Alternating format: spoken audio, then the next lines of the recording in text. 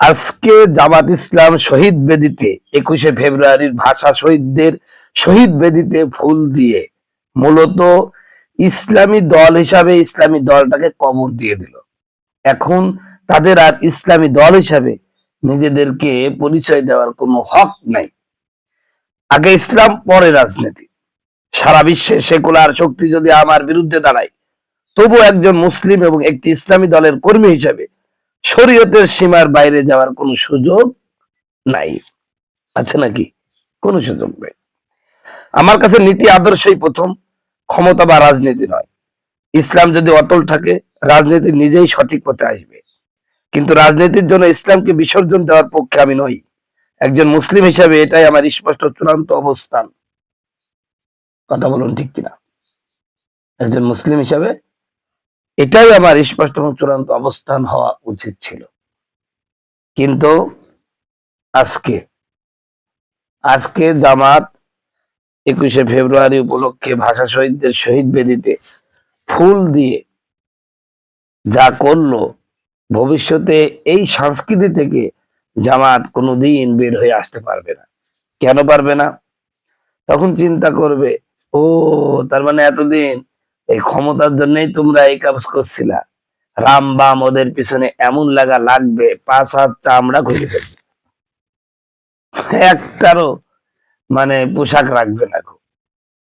এই ভয়েই পরবর্তীতে যদি জামাত ক্ষমতাও আসে, তারপরও এই যে শহীদ বেদিতে ফুল দেয়া সংস্কৃতি চালু করলো, এই সংস্কৃতি থেকে আর বেরোনো সম্ভব না। কি আশ্চর্য! একটি ইসলামী দল, আরে ভাই তুই এখানে ফুল নিয়ে গেছিস, তুই এখান থেকে মুনাজাত করবি। হয়তোবা কয়েকটা শাহবাগী ঘেউ ঘেউ করতো, কয়েকটা রামবাম ঘেউ ঘেউ করতো, কিন্তু বাংলাদেশের সমস্ত ইসলামী মনা লোকগুলো, ইসলামী দলগুলো সাপোর্ট করতো না। জামাত তার নীতির উপরে অটল রয়েছে। চাইলে কিন্তু পারত, এবং জনগণকে বোঝানো সম্ভব ছিল। কারণ আমার বাংলাদেশের মুসলিমরা এখন সচেতন যে না, ইসলামে যেহেতু কোনো শহীদ বেদিতে ফুল দিয়ে শ্রদ্ধা জানানোর কোনো বিধান নাই, অতএব আমরা এই কাজটা করব না বা করি নাই, এই কথা বলা যাইতো। এতে কি আপনার ক্ষমতা কেড়ে নিতে পারতো? কেউ পারত না।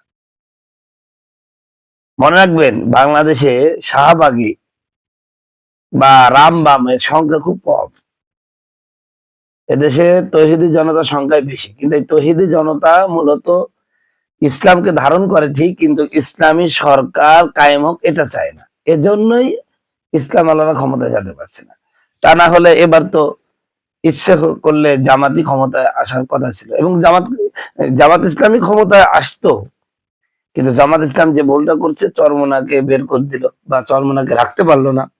আর 2 নাম্বার কথা হলো, জামাত মওদুদিবাদকে ছাড়তে পারলো না। মওদুদিবাদকে ছাড়তে পারলে এদেশের হেফাজত ইসলামের, কওমি ঘরানা সকলের সাপোর্ট পেলে ইনশাল্লাহ এবার ক্ষমতায় যেতে পারত। কিন্তু যেতে পারে না। কি জানেন, জামাতের এখনো সেই মানে এদের পুরা ইসলাম মানার মাদ্দা কম। এরা একটু ইসলামও মানে, আবার একটু মানে সেকুলারদের রীতিনীতিও অনুসরণ করার প্রতি মন মানসিকতা আছে। ইসলামের সুন্নাহ বিষয়গুলোকে তারা অতটা গুরুত্ব দেয় না। যেমন দাড়ি, নায়েবে আমির দাড়ি দেখছেন তো কেমন দাড়ি। এই যে বিষয়গুলো, এর কারণেই এদেশের তাওহীদি জনতা এদেরকে 100% বিশ্বাস করতে পারছে না।